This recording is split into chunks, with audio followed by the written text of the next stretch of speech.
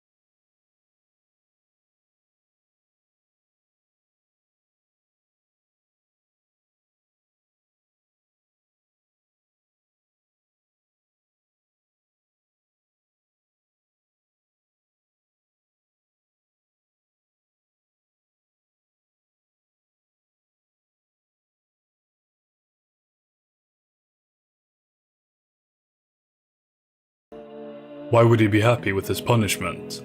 To answer that, let's break down the man behind the quote, "One must imagine Sisyphus happy," and the philosophy that led to this powerful tale. Albert Camus was a French philosopher born in Algeria in 1913. He was born into poverty and lost his father at a young age. Camus learned that life is a series of challenges and that we must face and confront them. Some other challenges he faced included tuberculosis, leading him to become acutely aware of mortality, which further led him on the path of existential crises and a search for meaning. Growing up in Algeria and then living through World War II in France, Albert grappled with inherent meaninglessness and randomness of the world around him. The sudden, irrational violence of war made the absurdity of the world ever more clear to Camus. So let us delve deeper into his essay, The Myth of Sisyphus. The idea of the absurd, which we mentioned before, is from Camus' perspective the conflict between our desire for meaning and the meaninglessness of the universe. So just as Sisyphus' task lacked any ultimate purpose or end, he argued that the same could be said for the human experience. But, rather than running away from the absurd, Camus tells us to confront it directly. We should revolt against our absurd condition by embracing life, creating our own meaning and living authentically. There, we can find happiness. Sisyphus has no concept of a better day or an afterlife. His experiences are tied to the here and now. Sisyphus embraces the task. and gives it his all, revolting against nihilism and despair.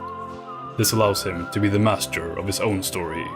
He is free, even in his punishment. Sisyphus is the hero in this story, a tragic hero at that. Camus imagines Sisyphus smiling as he goes down the mountain to start his task over again, and gives us the picture that there's joy and contentment in embracing the struggles of life, even though at the end of the day it's meaningless. How could we apply this in our own lives? We could just deny the unreasonable world.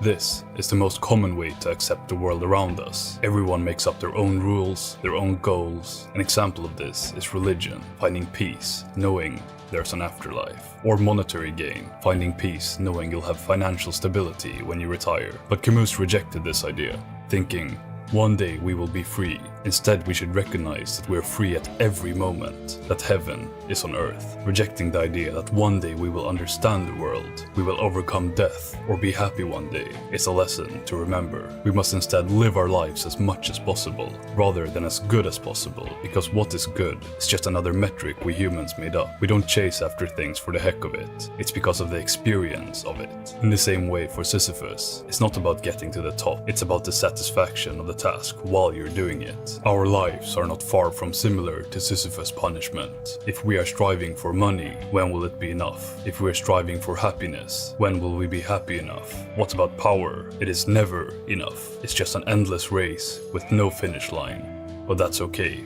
as long as you live in the moment.